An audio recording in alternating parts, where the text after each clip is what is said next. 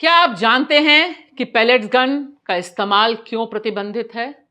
क्योंकि यह जानलेवा है। इस समय देश की राजधानी दिल्ली में 20 जुलाई को जो बड़ा प्रोटेस्ट हुआ, जेनजी प्रोटेस्ट हुआ, उसमें 5 विक्टिम्स इस समय हमारे सामने हैं और साथ ही साथ यह क्लेरिफिकेशन भी सामने आ गया है कि आरएएफ यानी रैपिड एक्शन फोर्स ने 7 राउंड पेलेट गन्स चलाई।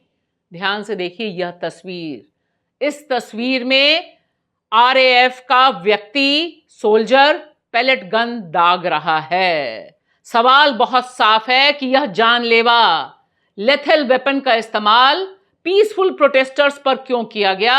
और जो तस्वीरें अभी तक हमारे पास हैं, 3 विक्टिम्स की तस्वीरें हमारे पास हैं, जिसमें प्रशांत कुमार सिंह जो दिल्ली के रहने वाले आर्टिस्ट हैं, वह खुद कहते हैं कि उन्हें लगा कि उनका जीवन समाप्त हो गया है, उनका हाथ नहीं उठ रहा था और दिल बैठा जा रहा था।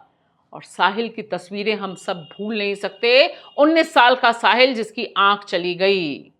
साथ ही साथ मंसूरी का केस भी हमारे सामने है और तकरीबन 2 जर्नलिस्ट, जिसमें एक आउटलुक के जर्नलिस्ट हैं, उनका भी मामला है। और निश्चित तौर पर देश की संसद मानसून सत्र में यह सबसे बड़ा सवाल है अमित शाह को घेरने के लिए कि पेलेट गन्स क्यों चली। सीआरपीएफ का रैफ और दिल्ली पुलिस दोनों अमित शाह को रिपोर्ट करते हैं, तो या तो अमित शाह खुद ने ऑर्डर दिया है, इन विच केस वो अकाउंटेबल है, और अगर वो खुद ऑर्डर नहीं दिए तो उनके मंत्रालय में उनके सिवा कौन ऑर्डर दे सकता है, वो भी वो जवाब दे। तो दोनों जगह अमित शाह को हमें यहाँ अंदर चाहिए जवाब देने के लिए। मेरा सिर्फ कहना है, मासूम बच्चे पीटे जाए, लाठियां पीटी जाए, लड़कियों को पुलिस किया जाए, तो ये जगह गृह मंत्री अमित शाह जी का जवाब है हमको।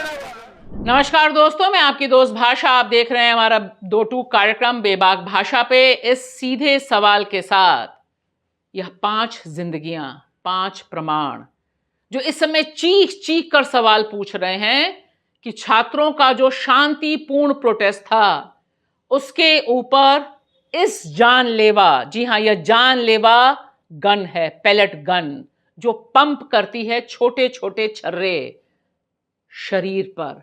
ऐसे छर्रे जो तस्वीर दिखाई दे रही है वह सर्वाइवर्स की तस्वीर है, जिनके शरीर में अभी तक इसके छर्रे धसे हुए हैं। अभी तक इसका इस्तेमाल कश्मीर में होता था और कश्मीर में अल जजीरा के जर्नलिस्ट की यह जो डॉक्यूमेंट्री है, इसे जरूर देखना चाहिए। यह बताती है कि किस तरह से 14 साल की मासूम लड़की की जिंदगी तबाह हो गई, उसकी दोनों आंखें चली गईं। तो मुझे खून उस टाइम जलता है कि ऐसे बोलते हैं कि पैलेट से नुकसान नहीं होता है, पैलेट से क्यों नहीं, मेरी आंखें कैसे चली गई। फिर अभी भी मेरे अंदर मतलब फोरहेड के अंदर बहुत सारे पैलेट्स है। मतलब जब कभी पेन होती है, फिर इन्फेक्शन होता है, फिर मुझे डॉक्टर के पास जाना पड़ता है और मुझे 6 मंथ के बाद सीटी स्कैन तो करना ही पड़ता है। ऑलरेडी दोनों आंखों का नूर में मतलब पेलेटों की वजह से ही चला गया। तो एक तरफ खड़ी है इंशा मलिक, जिनकी दोनों आंखें चली गई, वह 14 साल की थी बस। और इस तरफ खड़े हैं हमारे सामने साहिल, 19 साल के साहिल, जिनकी एक आंख चली गई है। और यह सवाल तब तक जनता के सामने ऐसे ना आता अगर राहुल गांधी इसे लेकर प्रेस कॉन्फ्रेंस ना करते।